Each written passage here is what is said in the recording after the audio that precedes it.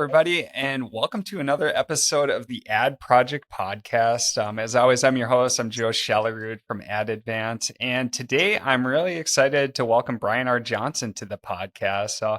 Brian, I'm sure a lot of our guests are familiar with you, but for those who aren't, maybe can you give a quick background and kind of your experience in the Amazon world? The 20-second version. Yeah. Okay. Yeah. No. Absolutely. So I've been. Thank you first and foremost for having me on. I appreciate it. I'm honored to be here. So, um, the one thing I will say is like I always love like jumping on calls like panel calls with you and Clubhouse and some of these and you always come in and you're just cheery and you got energy and I love that. So glad I to be here. appreciate it. Yeah, so Brian Johnson, who am I in the Amazon space? So I've been in e-commerce for about 14 years. I actually had like a corporate tech background for about 20 years, but then was in the e-commerce space for about 14 years, and in the Amazon space for the last about 6 years. Most of that has been focused in on Amazon advertising. That's probably what I'm most known for, creating community and software and course and agency and whatever else that goes along with that. And then this year I've been on the rampage when it comes to conversion rate optimization and talking, actually speaking to the target audience and basically doing the opposite of what your competition is doing. So that's my story. I'm going to stick to it. Yeah. And overall, I've been following Brian for quite some time too, and he's definitely a leader in the space. So at the end, we'll go through some different ways that you can follow the great content that Brian's putting out too. But yeah, for this episode, what we really wanted to focus on is conversion rate and how do you optimize your product, your listing to maximize your conversion rate. And the key reason we want to focus on this is that with Amazon advertising, you can have the best advertising strategy in the world, but if your product is not converting well, your ad stats are not going to look good. And so Brian's got some awesome Very true. insights that we can walk through on, really how do you make your product stand out? How do you make it convert well when somebody clicks? How do they turn into a buyer? So Brian, maybe help enlighten us on like, some key things that you definitely look at and some key focus areas that sellers should take into account. Right. Well, I mean, I guess one of the things we can certainly step back on is just as far as like why, why do we even need to be spending any time doing things like listing optimization? Most of you already have, a listing created, right? So why make a change now? One of the things that we certainly see in the industry, certainly with advertising, is a lot of the profitability that we get, the sales growth and the profitability and the success of Amazon advertising, both native and DSP, has a lot to do with how well your product converts. And a lot of times you can have an influence. You can increase the conversion rate that you have on your product and product line, if you just take a little bit more time in order to really focus in on which audience you're talking to and actually start speaking to them. Most brands and product sellers on Amazon, they're using outdated methodology, or they simply kind of took the shortcuts of, I just used the template that somebody else taught me, and that's what I've been using for the past 5 years. Unfortunately, a lot of your competition has been following that same kind of rhythm, that same pattern, that same template, and a lot of Amazon looks the same. And it's not because Amazon requires it, it's because that's where a lot of the teaching has been over the past few years. The nice thing about that, though, is that presents a huge opportunity to increase your conversion rate of your products, which of course is going to make your advertising a lot more profitable, and you can be a lot more aggressive in your advertising because it is profitable. You're going to basically raise your break even profitability point, so you can get more aggressive in other areas that maybe you abandoned in the past. Sure, sure. Yeah, and I think that's so powerful on the conversion rate standpoint. And we can dig into some of those specifics, but and just tying it back to the advertising too, like one key piece to keep in mind is that say if Brian starts with a listing and it converts at 10%, and he's able to make a lot of changes and increase the conversion rate to 20%, which would be a huge jump, but we'll just keep the numbers around. Like Yep. tying it back to the advertising, like you just naturally decreased your ACOS by half. And that means that you can get much more aggressive with your advertising too. So you're not only converting more people with your advertising, but that helps organic rank. So your organic rank goes up. Now you build up sales velocity. It just really helps to spin the flywheel overall. And everything ties back to that conversion rate. So, Yep. Brian, what's some key things that you see or that we should do that goes against the grain for what we've been told or how we typically optimize listings? Right. How do we violate all the rules that we know? Um, Yeah, so think of it as far. I mean, somebody could obviously outline this probably more eloquently than I could, as far as the sales funnel, the customer journey, these kinds of things. But here's kind of the way that I lay it out. The first priority that you've got is you've got to have enough relevance in your product listing in order for Amazon to want to show your product listing either in organic search or show your ads. It has to be the terminology that you're using in your content of your listing, in your ads, has got to all be relevant to the audience that you're trying to actually target and that you want to purchase your product. So the first challenge, of course, that you've got to overcome is just getting Amazon to show your ad or show your product listing in the results. Second on that is, now that they're sitting in the results along with 30 others or 30,000 others, you've got to actually grab the attention of the shopper.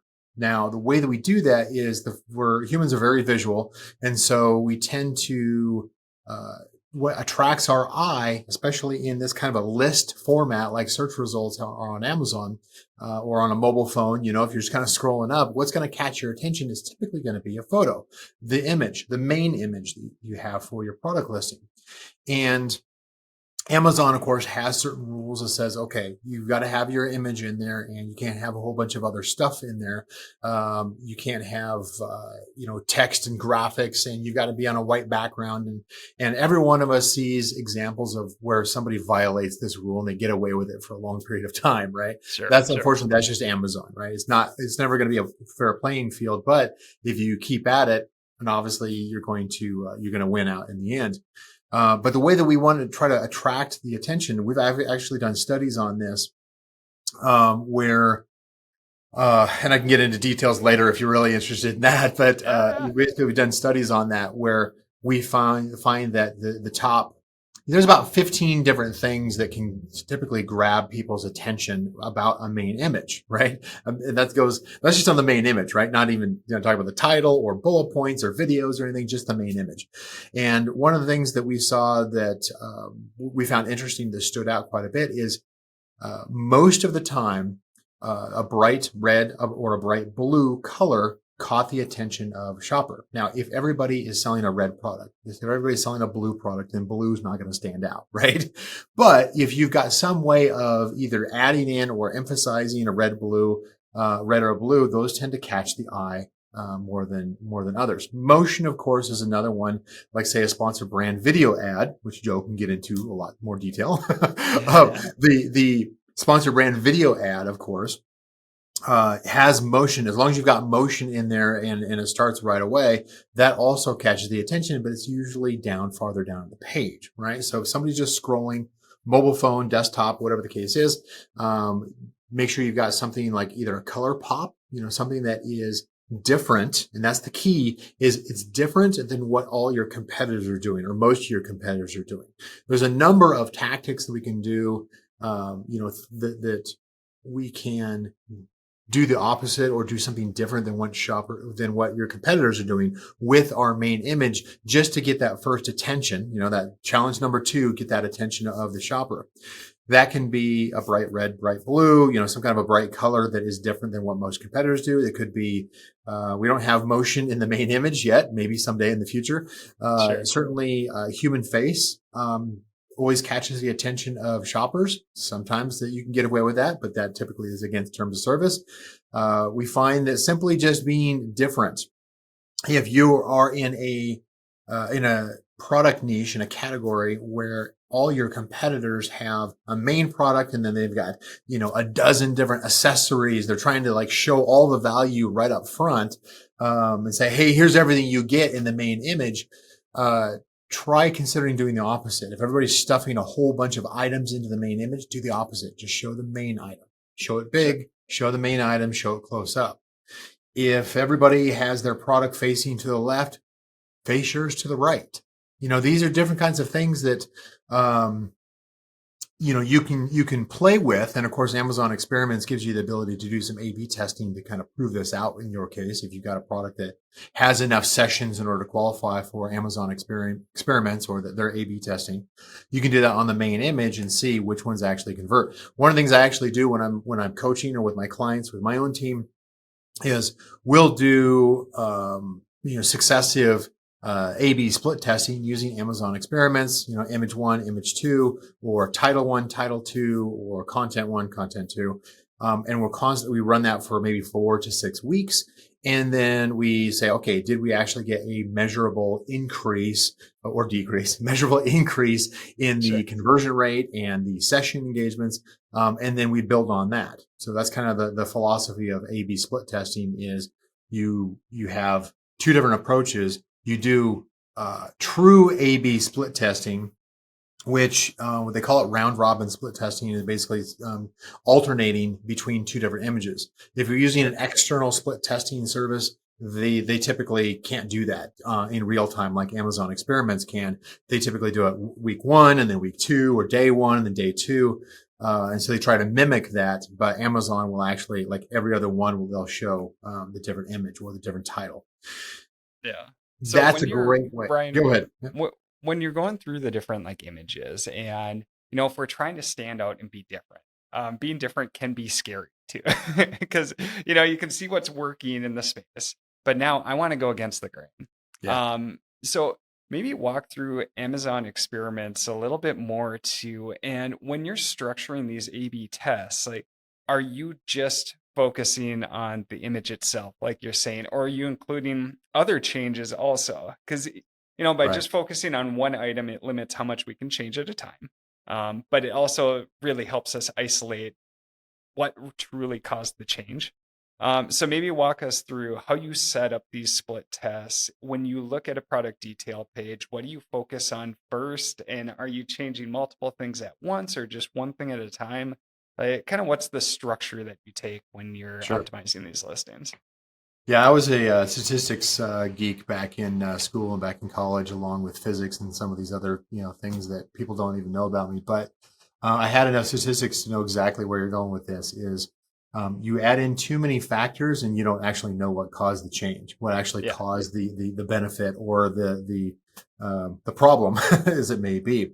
So with an image, usually I'm making a pretty bold change on the image, but it's still a picture of your product. And you could do successive image split testing, because essentially what you're doing with an A/B split test is you're comparing. Okay, here's image A against image B, and which one either gets more clicks, gets more sessions, gets a higher conversion rate. Generally, I'm running a pretty limited experiment. In other words, with Amazon Experiments, for instance, you can do A/B split testing with the main image. You can do A/B split testing with a title, and you can do A/B split testing with A plus content. Frankly, the A plus content, only about 20% of your shoppers are actually going to take the time to read it. So don't make that your priority. Focus on your image, your main image, and your title, because ultimately you want to. Because this ties into some of the things that I'll talk about as far as this next in the sequence here, as far as bringing in that shopper. But the main image, I use it primarily like, how do I grab the attention of the shopper's eyeball away from the competitors? And so I'm willing to kind of go bold on my A/B split testing when it comes to the main image, because I want people to absolutely notice it. It's going to be obvious that it stands out. sure. Use common sense on that. Obviously you want to stay within terms of service. You don't want to be completely obnoxious with a title or an image, but at the Yep. same time, try to be as bold as you're comfortable with in differentiating your main image from competitor main images. Sure. That's going to allow it so that they don't simply just skip over your listing when they're scanning down what the options are, what basically the different products are in the search results. They'll actually stop for a second, take a second glance at your image, and that gives them obviously a first chance to read your title, which you may have not had before. So the split testing on the main image, I'm willing to go fairly bold, but then that experiment typically runs for at least 4 weeks. And so I've got enough data to make it so it's it's statistically significant. Sometimes I have trouble rolling that one off the tongue. So that you can kind of measure. Now, the question usually comes out. It's like, well, what happens if I only increased by 0.5%? Well, it's still a gain, but you could probably have a more bold test or a different image test. You could go instead of A image against B image. Now you'd maybe do A image against C image, the original image against a different variation. You could do AD, AE, AF, so you're basically just trying out different images in your split testing. You're doing it throughout the year. Ultimately, what you're going to find is that you're going to stumble across, often by accident, you're going to stumble across where one image outperforms a previous image, the original image or a previous one you've tested. And that's something that's an incremental approval. I did one that we just wrapped up earlier this week, in fact, where it was about a 2.5 to 3% increase in conversion rate.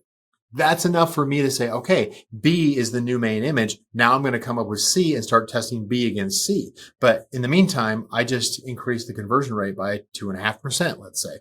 That's enough of an incremental change for it to be worthwhile and to continue testing. Because you figure that's going to have a cumulative effect in that you do that, 5, 10 more times where you make a gain. How much have you increased over the next year as far as Mhm. conversion rate? It can be a Yep. phenomenal result. That's just on the main image. Title, I'm a bit more subtle. I will probably do a little bit of reorg. My first title A/B split test will typically be more aggressive because I'm usually making a major change, and then as then it's when I start getting diminishing returns, when I start having an A/B split test, it's like, well, I only made a 0.2% increase. Well, okay, what I need to start doing at that point is I need to start making more subtle changes.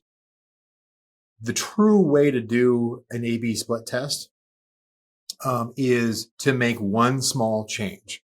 Like on your main image, you're selling a shoe and you had the shoelaces tied. Now you have them loose. That would be one change. You don't change the angle. You don't change the colors, nothing else. It's just one small change. It's very subtle. It's almost subconscious to the shopper.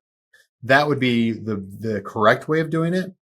But most of us don't have that kind of patience or time to actually do it. So you can be a Sure. little bit more aggressive, certainly with the main image, with the title, maybe changing 2 or 3 words in the first half of the title.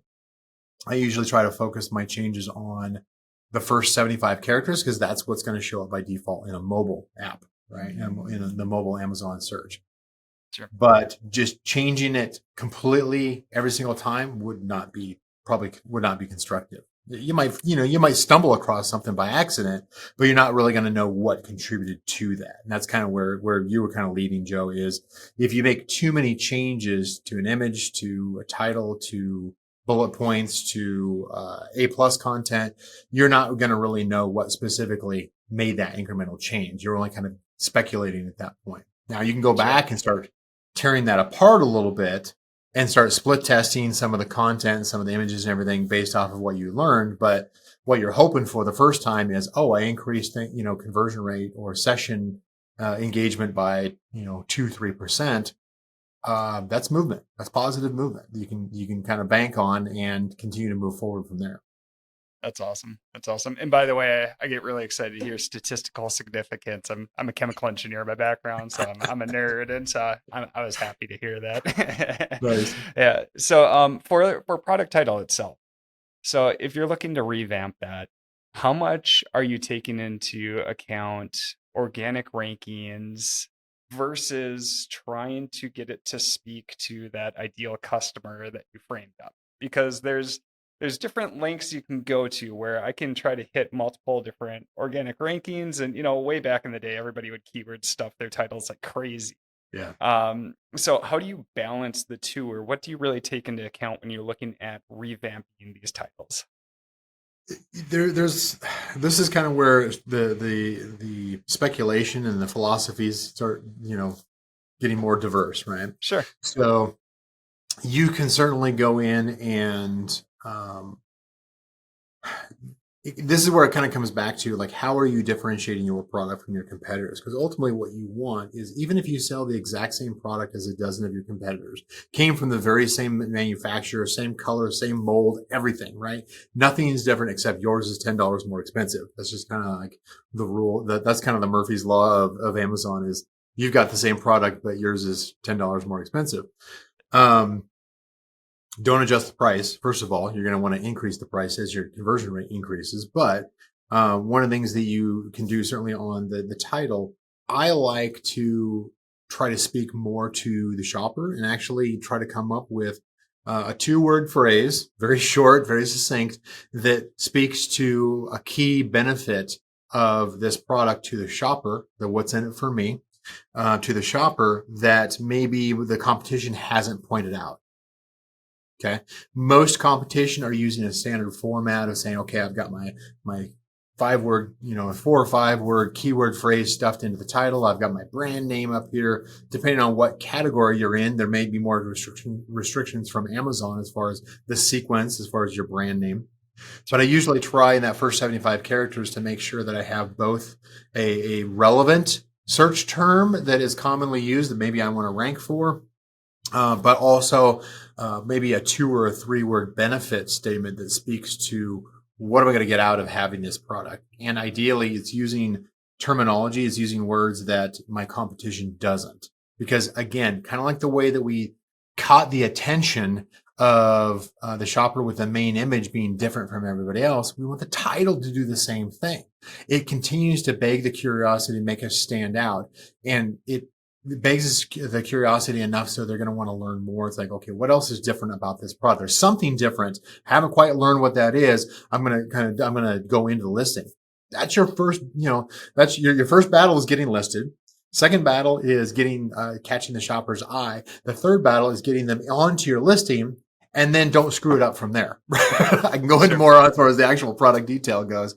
But your biggest challenge is just getting a share, the click share, if you will, if you're a brand analytics geek like I am also, getting that click share of that target audience to your listing and actually increasing that by properly differentiating your product image and title from competitors and really standing out from the crowd.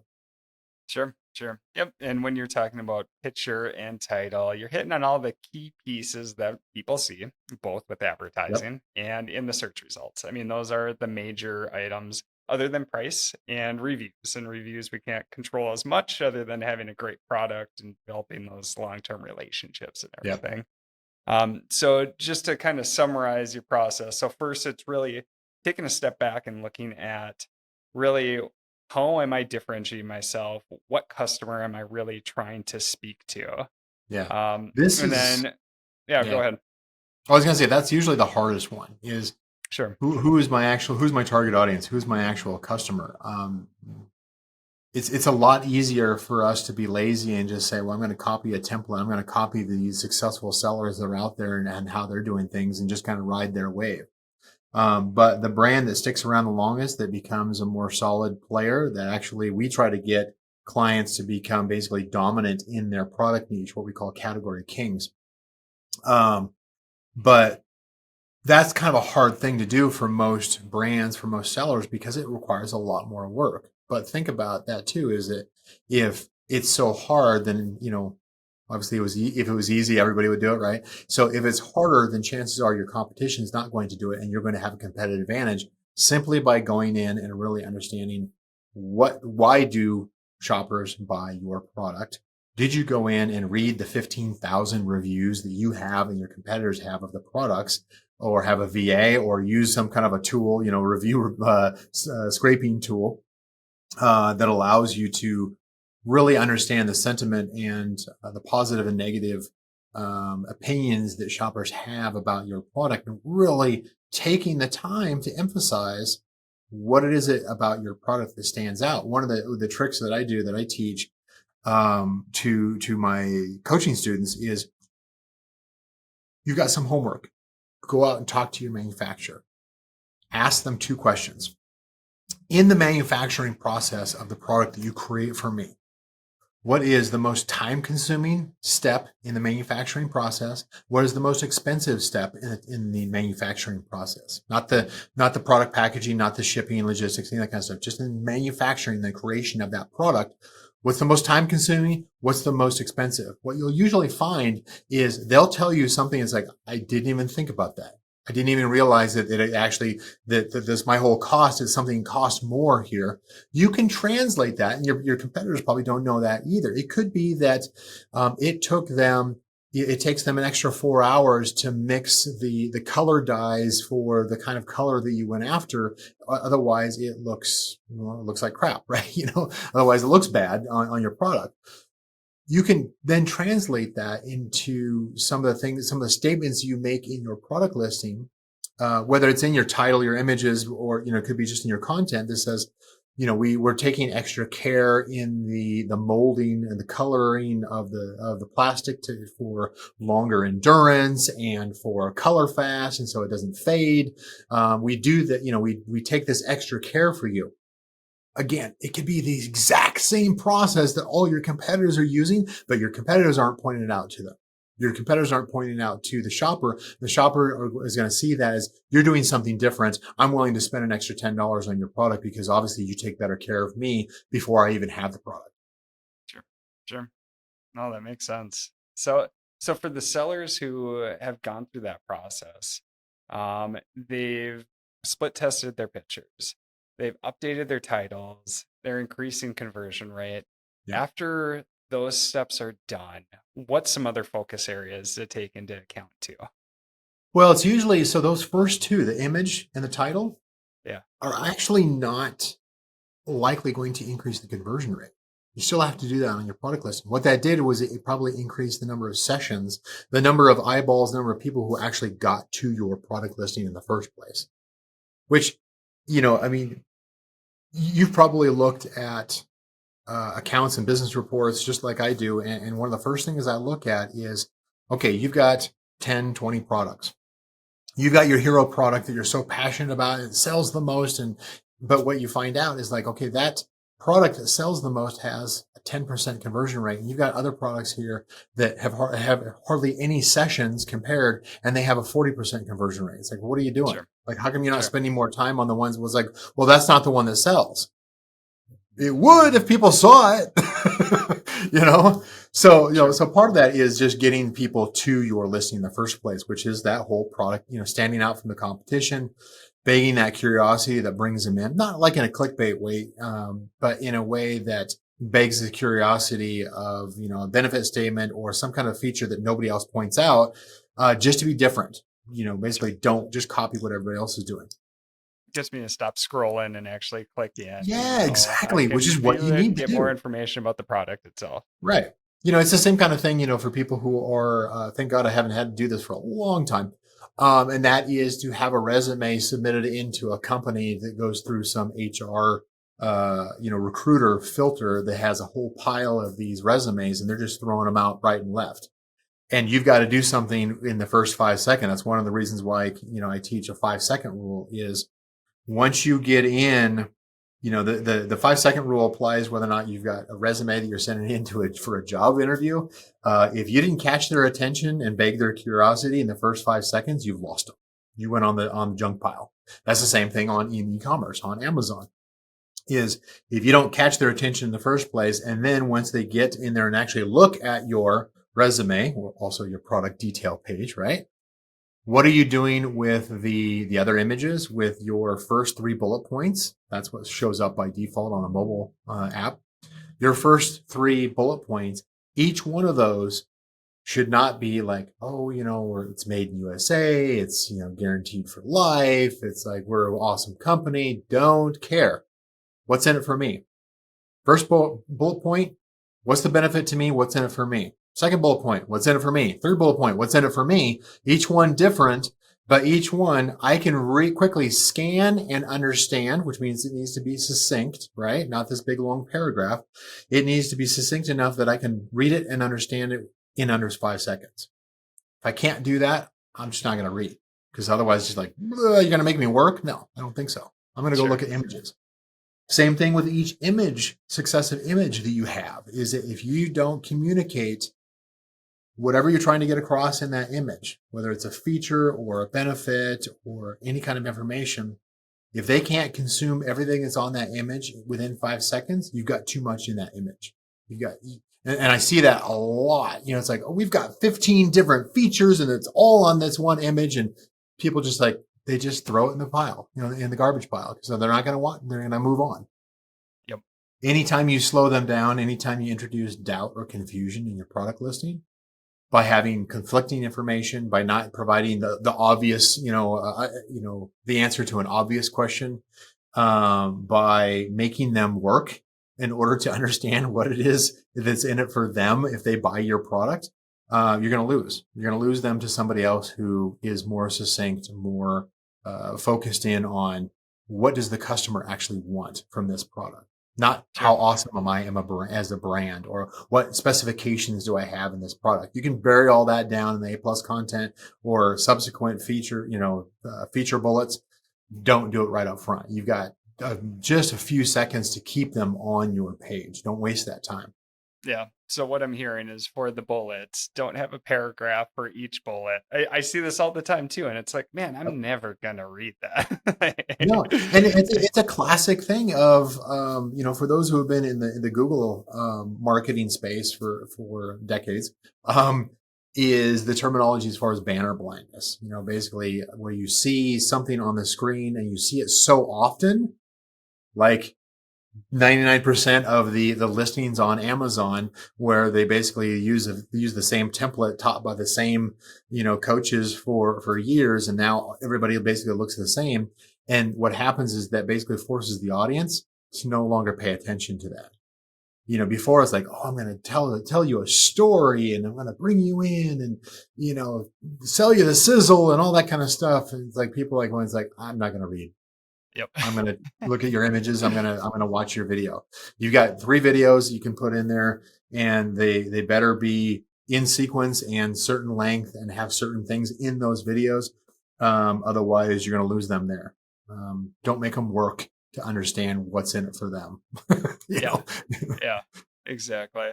Yeah. Well, I love this overview that you went through. And I mean, just to reiterate how critical this is, like, we could have the best ad strategy in the world, we could have the best product in the world, but Yep. if we can't get people to click on it, and then we can't get them to purchase it, it doesn't matter.